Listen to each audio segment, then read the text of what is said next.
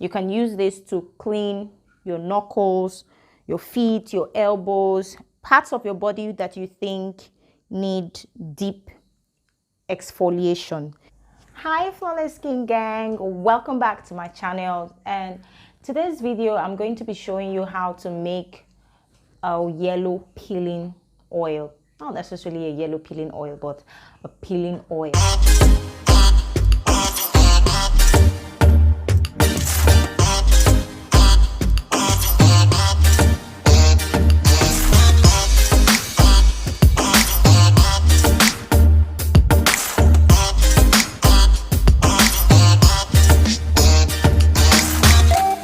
This video was requested by a lot of you after I did the peeling cream, and that video is going to be linked somewhere around. I don't know where it's going to pop up from, but you can click that and to see that video. And a lot of you wanted to see the oil version, and today I'm going to be doing that for you. Thank you guys for subscribing to my channel. If you were a new subscriber, thank you for stopping by. If you are a returning subscriber, thank you so much for coming back. Now, please, if you're new, don't forget to subscribe to my channel. Leave me a very beautiful comment. Hit the notification bell so you'll be notified whenever there's an hit the notification bell so that you'll be notified whenever there's a new upload coming from me. And also, I want to say a very big shout out to all my 200 subscribers. Whoa, I hit 200 subscribers and I'm not even consistent. Thank you so much guys for coming back, and thank you so much for watching my videos and helping me grow this channel. Please tell your friends and loved ones to come subscribe.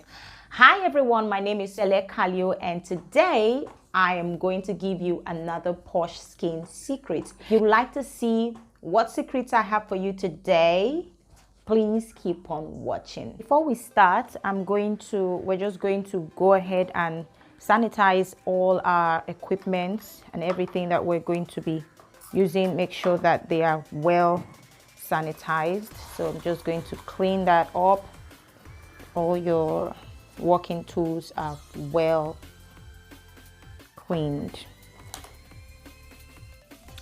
So now that all our utensils and everything that we need are cleaned, so we have our scale here. I'm going to turn on our scale and then go ahead to measure our ingredients. But before you measure, make sure you tar your scale so it goes back to 0, so the weight of your container doesn't affect your measurement. We're going to start with glycolic acid.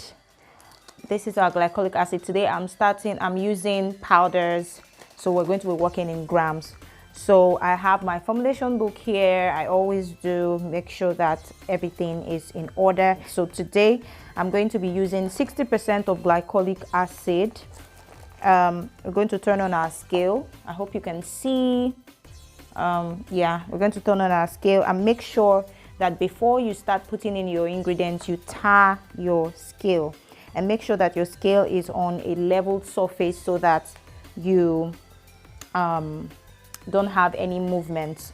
So I'm going to add our glycolic acid. We need 60 grams of glycolic acid. So I'm going to measure 60 grams of our glycolic acid into our measuring cup. And yeah, we have 60 grams. Yeah, we have 60 grams of our glycolic acid. Now, like I said, if you have your citric acid, you can go ahead to use the citric acid, but today I don't have citric acid, so I'm using vitamin C in replacement for citric acid. And then this is our lactic acid. We're working with powders, so this is our lactic acid. We need 30 grams of our lactic acid. Because I'm going to be measuring everything in this container, I'm going to go ahead to tar our scale back to 0 so that we can measure other ingredients. So I'm going to put 30 ml of our lactic acid,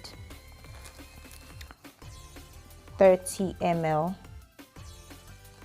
of our lactic acid. I hope I have up to 30 ml of our lactic acid.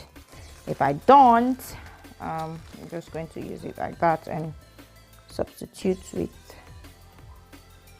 other ingredients. Okay, so we had about 28 grams, so I'm just going to put in 2 grams to make sure that we are correct. Salicylic acid, we need 10 grams of our salicylic acid, so I'm going to go ahead and put in 10 grams of our salicylic acid. We have 10 grams there. I'm going to go ahead and put 1 tablespoon of my vitamin C powder. 1 tablespoon, and this is 1 tablespoon, guys, for vitamin C powder. I'm going to add in 10 ml of our lemongrass oil. That's 1 tablespoon full of our lemon oil. Oops. And then I'm going to just mix everything in using our propylene glycol. This will dissolve our acid powders. Now I'm going to leave this to go ahead and dissolve completely, and I'll come back to show you what it looks like after it's dissolved. This product will help products penetrate into your skin when you use them after exfoliating with the peeling oil or the peeling cream, however form you decide to make it. It will help your skin absorb your products, your creams, your oils, your soap, and all of that. It will help it penetrate into your skin so that you can get all the benefits from your product. Now, a lot of people will say, oh, my skincare products are not working. This person's product is not working. It's because your skin is not exfoliated. You have to exfoliate your skin to make sure that your products are penetrating into the deep layer of your skin. Now, you can apply this product on the body for 3 days. 3 days, then the peeling will start. Between 3 to 5 days, you will start seeing that your skin is peeling. Please don't force the peeling. Let it peel naturally. Don't force your skin to peel for any reason. Let it peel on its own naturally. Okay, after putting the peeling cream on this oil on your body, if you have a sensitive skin and you feel some type of burn, you can use baking soda to neutralize the peeling. You can use baking soda to, reduce the peeling on your skin. Now, like I said earlier, it will take about at least 3 days, at most 5 to 6 days before you start peeling. When you peel, like I said, do not force it, and also do not go under the sun, direct sunlight. Please do not go under direct sunlight, because you are peeling your skin. It's only going, if you go under the direct sunlight without proper protection, like UV protections, you will end up burning your skin and giving yourself an adverse result and causing a whole another problem for yourself. So you will get skin burn, sunburn, pigmentations, and all of that. So if you're going to be doing a peel, make sure that you are not going under the sun for any reason. Make sure during this peeling time you are not going under the sun. Stay indoors so that you can peel properly, and then after peeling, when you have completely peeled, you can now go ahead to use your whitening creams or your whitening oils to keep your skin glowing. Okay, now this is an intense peeling, guys.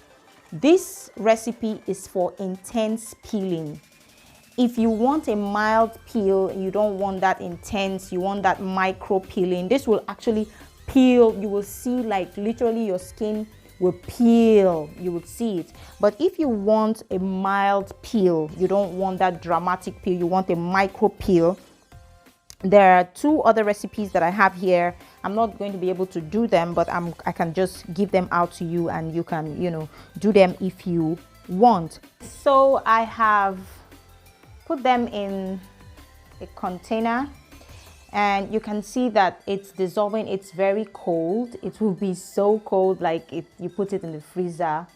So I have put them in the container, and it will stay in here and dissolve. Like if you can see, this whole part is dissolving. It's actually dissolving, so it will dissolve, continue to dissolve until everything dissolves completely.